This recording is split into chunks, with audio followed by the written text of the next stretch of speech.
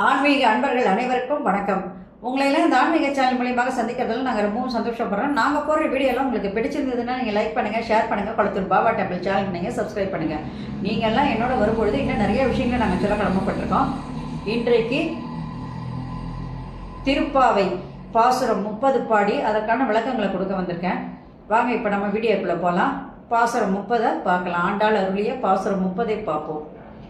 வங்கக் கடல் கடைந்த மாதவனை கேசவனை திங்கள் திருமுகத்து சேழையார் சென்றிறங்கி அங்கப்பறை கொண்ட ஆற்றை அணிப்புதுவை பைங்கமல தன் தெரியல் பட்டபிரான் கோதை சொன்ன சங்க தமிழ் மாலை 30 தப்பாமே இங்கி பரிசுரைப்பார் ஈரண்டு மால் வரைத்தோள் செங்கன் திருமுகத்து செல்வ திருமாலால் எங்கும் திருவருள் பெற்று இன்புறுவர் ரெம்பாவாய்.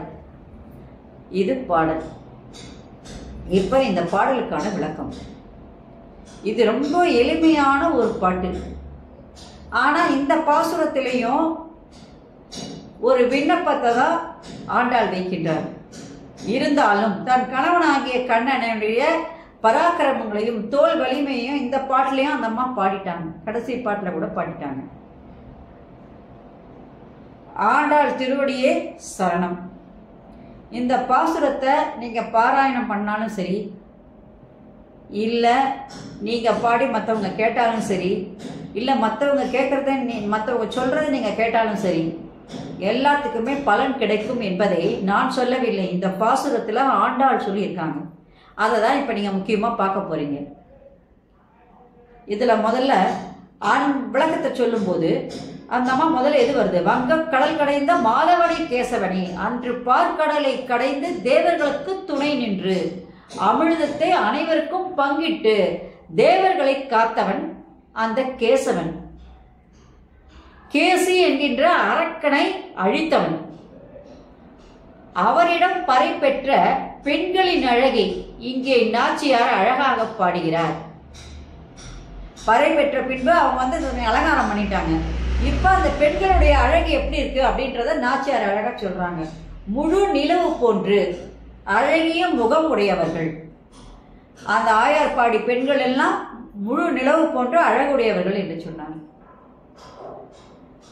இறைவன் தந்த இந்த எண்ணற்ற அணிகலன்களை எல்லாம் அவர்கள் பூண்டு கொண்டு பட்டாடை உடுத்தி இப்பொழுது அழகு தேவதைகளாக ஆயர்பாடியிலே ஒன்று கூடி விரதம் இருந்து நோன்பு எடுத்த பலன் தெரிவதற்காக இங்கே வந்து காத்திருக்கின்றனர். இப்ப எல்லாரும் வந்து காத்துட்டு இருக்காங்க. இத்தனை நாள் நோன்பு எடுத்தோம்ல, அந்த நோம்பினால என்ன நமக்கு என்னென்ன பலன் கிடைக்க போகுது அப்படிங்கறத தெரிஞ்சுக்கிறதுக்காக வந்து எல்லாரும் நின்றுருக்காங்க. ஸ்ரீ வில்லிபுத்தூர் என்கின்ற திருத்தலத்திலே யசோதை என்னுடைய மகனாகிய கண்ணன் திருமணம் செய்து கொள்ள போகின்ற அந்த கோதையை தன் மகளாக வளர்த்து பசுமை நிறைந்த தாமரை மலர்களால் தொடுக்கப்பட்ட மாலையை சூடியவராக இருக்கிற அந்த பட்டபிரான் என்பவர் வந்து பெரியாழ்வார். அவரின் திருமகளாகிய கோதை சொன்ன இந்த கூட்டு வழிபாட்டு தமிழ் பாமாலை, கூட்டு வழிபாடு. அந்த பாமாலையை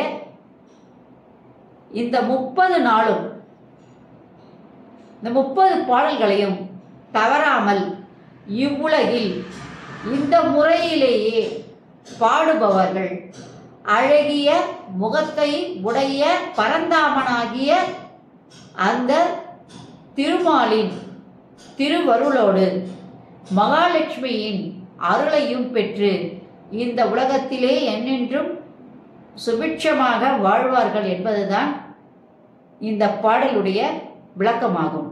இப்ப இந்த பாடலுடைய கருத்துக்கு வரலாம். இதுல என்ன சிறப்புகள் சொல்லப்பட்டிருக்குன்னு பார்க்கலாம். இந்த 30வது பாடலிலும் ஆண்டாள் கண்ணன் மீது கொண்ட காதலால் அவருடைய வீரத்தையும் பராக்கிரமங்களையும் எடுத்து சொல்ல தவறவில்லை. அன்று அமிழ்தம் எடுத்து தேவர்களை காக்க வந்தவன் அந்த இறைவன் என்று சொல்லும்போது அந்த திருப்பார்கடலை வந்து என்ன பண்றாங்கன்னா வாசுகி என்ற பாம்பை கயிறாக வைத்து மேருமலையை என்ன பண்ணுறாங்க, மத்தாக வைத்து ஒரு புறம் தேவர்கள் ஒரு புறம் அசுரர்கள் சேர்ந்து கடையிறாங்க. தலைப்பகுதி அசுரர்களுக்கும் வால் பகுதி வந்து தேவர்களும் வச்சு கடையிறாங்க. அப்போ அதுலேருந்து நிறையா விஷயங்கள் வெளியில் வருது. ஆழகால விஷயமும் அதில் தான் வந்தது. அதுலேயே அமிழ்தமும் வந்து திருமகளும் அதில் தான் வந்தாங்க. அப்போ அந்த ஆழகால விஷயம் வந்ததுக்கப்புறம் அதை வந்து சிவபெருமான் எடுத்து இவங்களெல்லாம் காப்பாற்றிட்டாரு.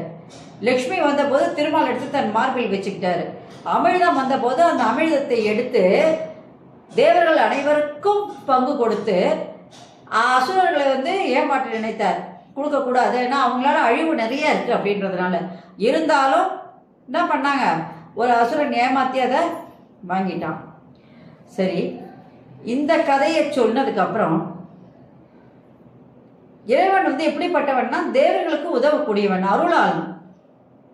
அவனிடத்துல நாங்கள் என்ன பண்ணோம், இப்போ அவனை விரதம் இருந்து முழுவதுமாக விரதம் இருந்து அவன் புகழை பாடி பறையை நாங்கள் இப்பொழுது பெற்றுக்கொண்டோம். அவனுடைய அருளால் இப்பொழுது நாங்கள் அந்த பெண்களை பற்றி பாடும்போது ஆண்டாள் சொல்கிறாங்க, அவங்க முழு நிலவு போல் அழகாக இருக்காங்க. இப்போ அவங்க உடம்புல பார்த்தீங்கன்னா பட்டும் பனாரஸும் அதே நேரத்தில் வந்து தங்கமும் வைரமுமா ஜொலிக்குது. ஒவ்வொரு பெண்களும் பார்க்கும்போது அவ்வளோ அழகாக தேவதைகளாக இங்கே காட்சி தருகிறார்கள் என்று சொல்கிறாங்க. ஆனால் தேவதைகள்லாம் இப்போ என்ன பண்ணால் ஒரே இடத்துல கூடியிருக்காங்க. காரணம் என்னன்னு கேட்டால் நோன்பு எடுத்ததன் பலன் என்ன என்பதை தெரிந்து கொள்வதற்காக வருகின்றார்கள். அப்போ அந்த ஸ்ரீவில்லிபுத்தூர் இப்போ தன்னுடைய தந்தையை அந்த அம்மா வந்து அறிமுகப்படுத்துது இந்த கடைசி இதில். ஸ்ரீவில்லிபுத்தூரிலே எழுந்தருளி இருக்கின்ற அந்த பெரிய ஆழ்வார், பட்டபிரான் என்ற பெரிய ஆழ்வார் எப்படிப்பட்டவர்னா, அவர் வந்து அன்று வளர்ந்த மலர்கள் ஆகிய அந்த தாமரை மலர்களை தன் கழுத்திலே சூட்டிக்கொண்டு பசுமை நிறைந்த அந்த மலர்களுடைய வாசனையில் இருக்கின்ற அந்த பெரிய ஆழ்வாருடைய மகளாகிய ஆண்டாள் பாடிய பாசுரங்கள் 30. இந்த 30 பாசுரத்தையும் இந்த மார்கழி மாதம் 30 நாளும் பாடி யார் ஒருவர் வந்து அதை வந்து எப்படி சொல்லப்பட்டிருக்கிறதோ அந்த பாடலில் எப்படி பாடப்பட்டிருக்கோ அதே மாதிரி பாடணும். 30 பாடல்களையும் எவர் ஒருவர் தப்பாமல் பாடுபவர்கள் நம்ம விட சிறந்தவர்களாக யாருமே இருக்க முடியாது. காரணம் என்னன்னு கேட்டால் ஆண்டாளுடைய முழு அருளையும் அவங்க பெற்றவங்கன்னு சொல்லலாம். இதை வந்து பாடினாதான் பாட்டுன்னு கிடையாது, கேட்டாலும் அது நமக்கு பலன் தரக்கூடியது தான். நம்ம பிறருக்கு எடுத்து சொன்னாலும் அது பலன் தரக்கூடியது தான். அதனால இந்த பாடல் 30 பாடினவங்க ஸ்ரீமன் நாராயணனுடைய அருளையும் அதே நேரத்தில் மகாலட்சுமி அவருடைய நெஞ்சில் இருக்கின்ற மகாலட்சுமியின் அருளையும் பெற்று எல்லா விதமான நலன்களையும் பெற்று எப்பொழுதும் நிம்மதியாகவும் வாழ்வில் இன்பமுடனும் சகல செல்வங்களையும் பெற்று இன்பமாக வாழ்வார்கள் என்பதுதான் இந்த பாடலுடைய சிறப்பு. இந்த பாடலை இது வரைக்கும் நான் 30 பாடலையும் சொல்லி உங்களுக்கு விளக்கங்களையும் சொல்லிட்டேன். இதை கேட்டு மற்றவங்களுக்கு சொன்னவங்களுக்கும் சரி கேட்டவங்களுக்கும் சரி என்னுடைய மனமார்ந்த நன்றியை தெரிவிச்சுக்கிறேன். உங்கள் எல்லாருக்கும் நாராயணர் மகாலட்சுமியினுடைய அருள் முக்கியமாக கேட்டோம். ஆண்டாளுடைய அன்பிற்கு நீங்கள் பாத்திரமாயிருக்கீங்க. நன்றி, வணக்கம். ஓம் சாய்ராம், ஓம் சாய்ராம். மறுபடியும் வேற ஒரு தலைப்போடு உங்களை சந்திக்கிறேன். ஓம். Subscribe to my channel and please press the bell icon for more videos.